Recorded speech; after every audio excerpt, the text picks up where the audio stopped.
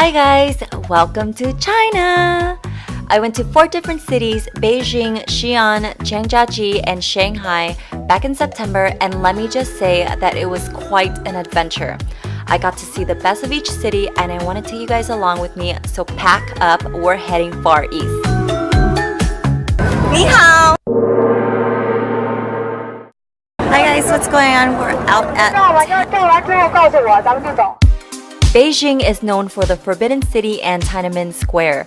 This place is huge. It has lots of tourists and no shade, so make sure you wear sunscreen and a hat. The Forbidden City was the imperial palace for emperors and the royal court. This compound is no joke, you guys, and the more you walk, the more everything starts looking alike. Hi! Freaking hot!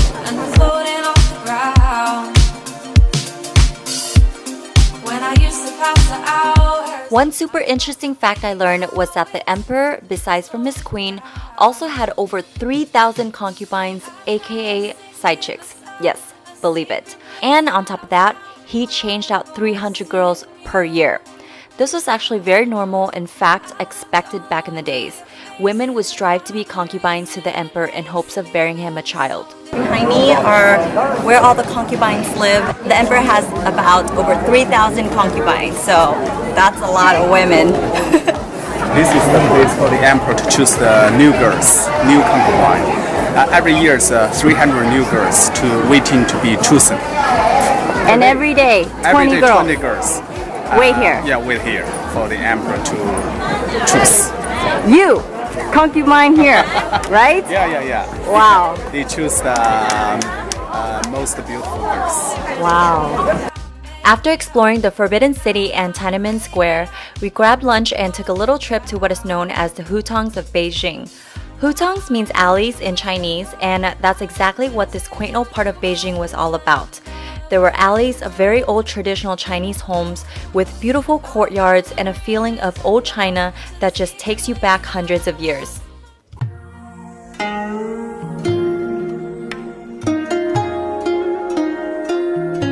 Traditional Chinese family, like in Beijing.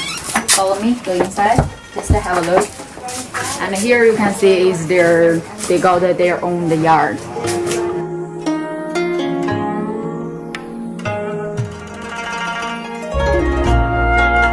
These homes are multi-million-dollar properties and go back generations of families.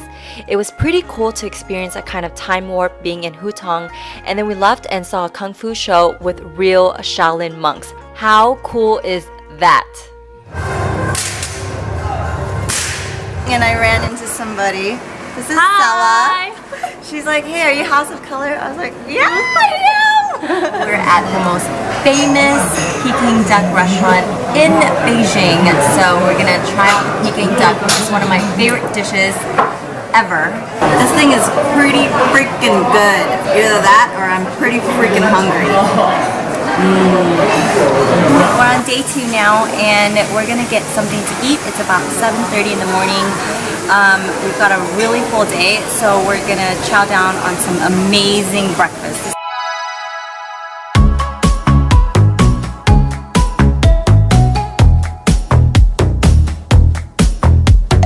This is called the Hero Steps and it's very, very, very, very steep, but we're gonna take it on, so wish me luck.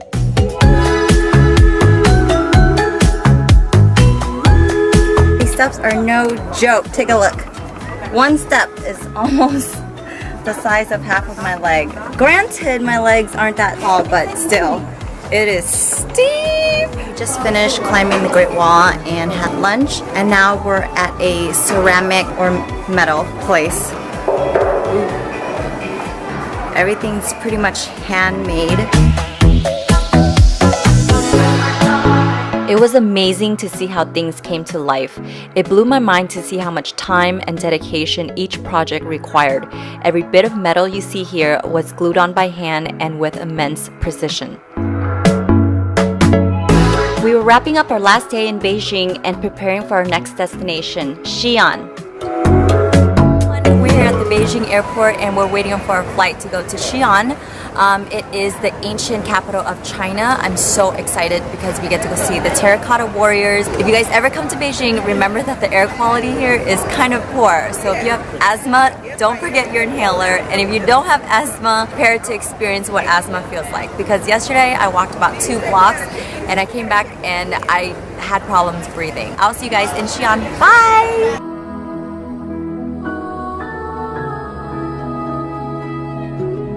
Xi'an was actually China's original capital and a very ancient city. It dates back thousands of years and is home to the famous Terracotta Army.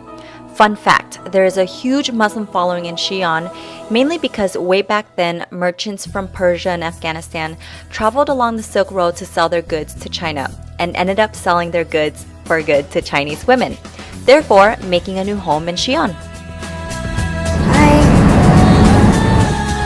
Later that evening, we attended a very cool traditional Chinese-like opera show with a full course of all types of dumplings, a cuisine Xi'an is famous for.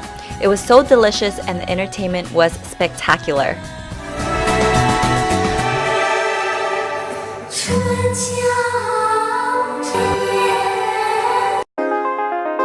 No China trip is complete without a visit to the Terracotta Warrior site.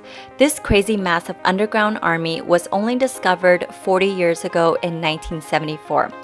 That guy right there was actually one of the individuals that discovered the very first piece of the artifact. Now, it wasn't found all nice and pretty as you see it here. It was broken and shattered into millions of pieces, and they've been restored throughout the years so that you and I can enjoy their presence. The emperor that ordered for this huge army to be built wanted protection in his afterlife, hence their placement underground. We are waiting on our next flight to fly to Zhangjiajie. I always have a problem saying that. It is the inspiration behind James Cameron's movie Avatar. So I heard it's gorgeous and I really can't wait to see the beautiful scenery. So on to our third location and I'll see you guys soon. Bye! Zhangjiajie was the destination I was most excited about. I saw it first on one of those random lists of places you have to see before you die, and of course I was mesmerized by the pictures. I didn't think such a place existed, a real-life Pandora like the movie Avatar. Photos and even this video clearly does not do this place any justice. It is so plush and there are huge, and I mean monumental rocks that stick straight up above the ground with trees growing out of the side. It's a crazy scene.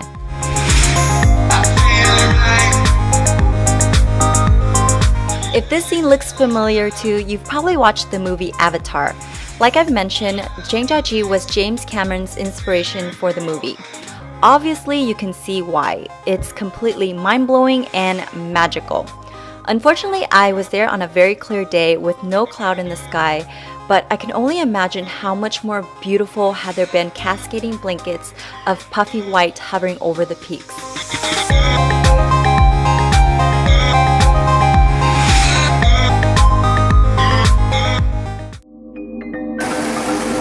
The following day, we spent exploring other parts of this beautiful forest, and it was so cool to see such raw, organic land untapped and preserved. I feel like I'm in Jumanji. Oh yeah, I have goosebumps.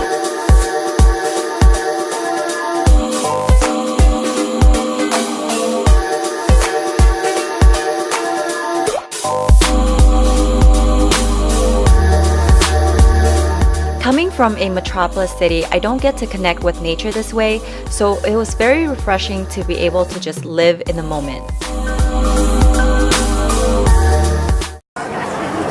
Hi everyone, we're here in Yu Garden here in Shanghai. Just had some Shanghai dumplings and they were amazing. So hot to be tourists for a day.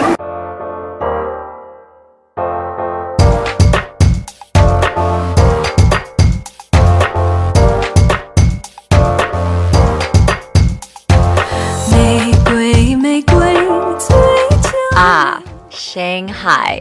I've heard so much about you. And you know what? All of it was true. Shanghai was a fascinating city, a melting pot of international stew, I'd say. Here you can find old China mixed in with new China and so many varieties of cultures from around the world living together in one city.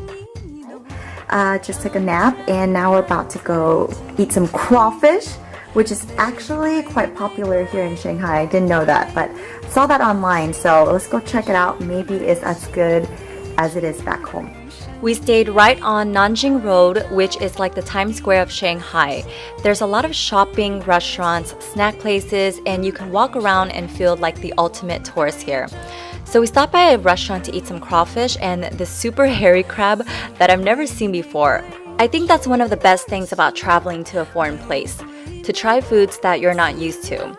And by the way, it was so good.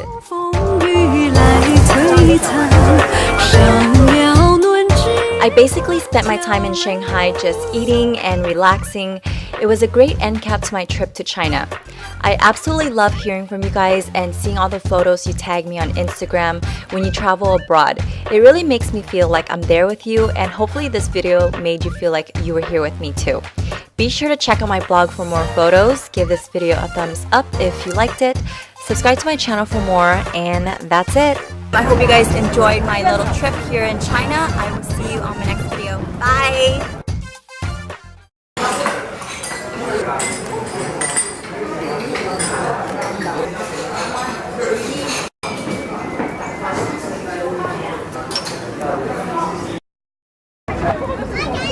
Ni hao!